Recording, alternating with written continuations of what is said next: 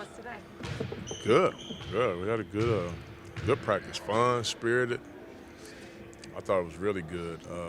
We don't get chances that much to practice. I think I looked at our schedule. We probably got 2, maybe 3 more practices all season. So today was fun. We had a fun practice. Have you been practicing more or less than you kind of thought you would during the season? Because during the season, like different teams kind of approach that different ways as far as like how much you practice. Did you kind of go into the season thinking, this is how often I want to practice, or has it just been kind of feeling it out?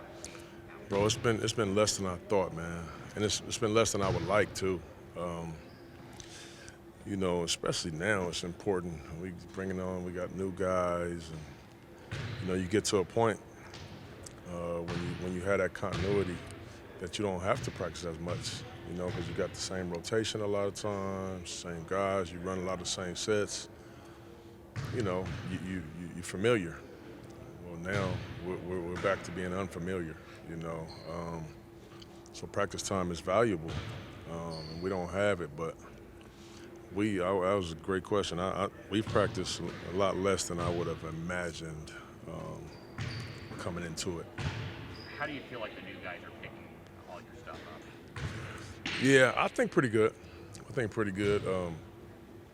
Yesterday and today were, I think, a big deal from a standpoint of them kind of getting to understand how hard we run our stuff.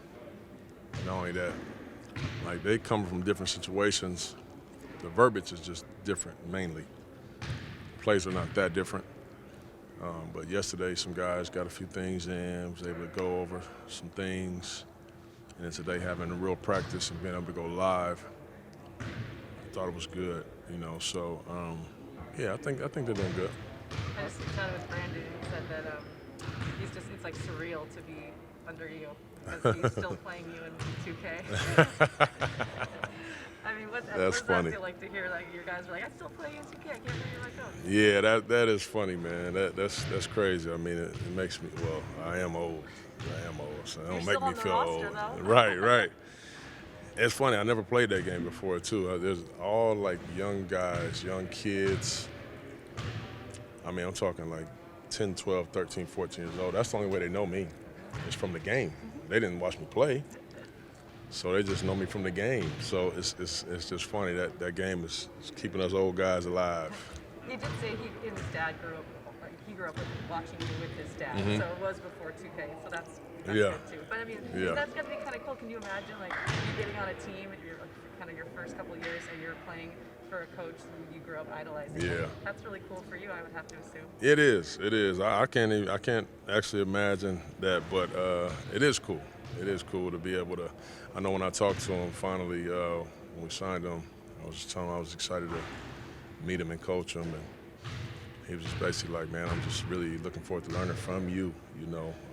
Just the position, you played the position, had a great career, So those things are fun, and by the way, that's what I love, to be able to teach. It's one of the reasons why I love this coaching thing is to be able to do that. So he's going to be a fun guy to coach. He listens to everything. He plays hard as heck. He competes. He's so talented with the basketball. He's going to be fun. Sort of along the same lines, Bledsoe hasn't actually played yet, but is it kind of cool for you having a guy on your team that you actually played with? I know.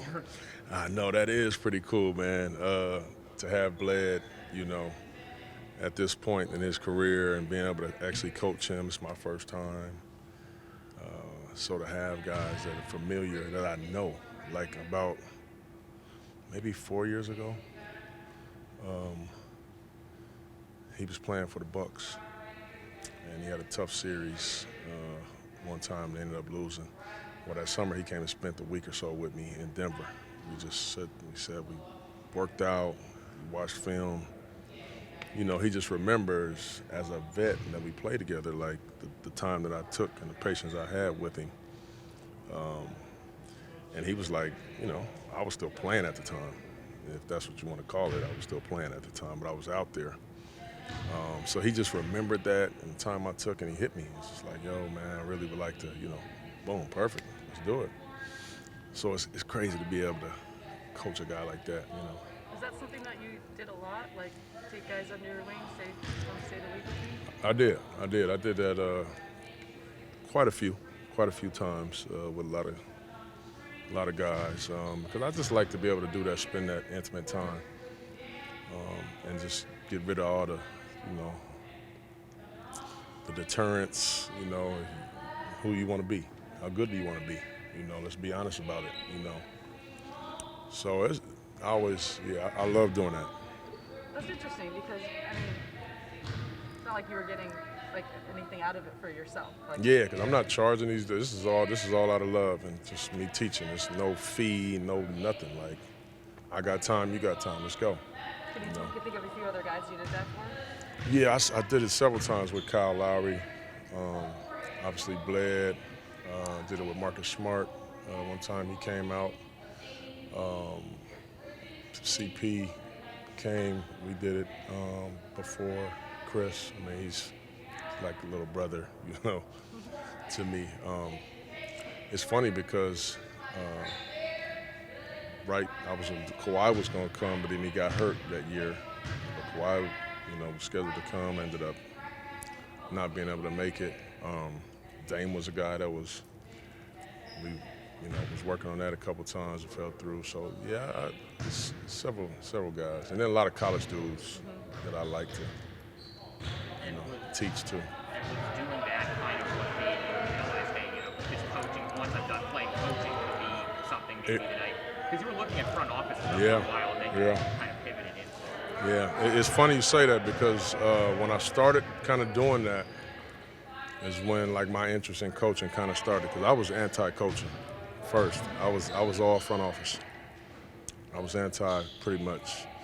And when I started spending time with these guys and just being able to teach them and spend time with them and watching them go on and listen to the messages and like really take heed to the time that we spent.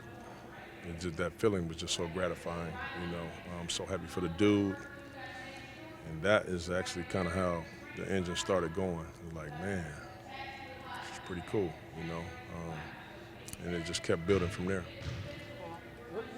Is there anything particular you and your staff are working on with Keon at this point now that he's able to be on the court and get into the flow again? The biggest thing is we're just trying to figure out, his strengths and weaknesses at this moment. You know, we haven't been able to tell yet. He's like a blank canvas at this point, you know. Really talented, really athletic. We don't know what he is yet.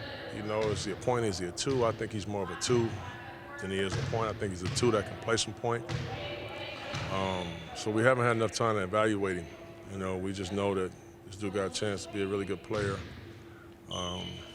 How good, I don't know. But man, he's going to be. He should be at the very minimum. You know, I think that he should grow into being a lockdown defender in our league with his gifts. And that's at his basement. You know, I think he should be a lockdown defender, being able to guard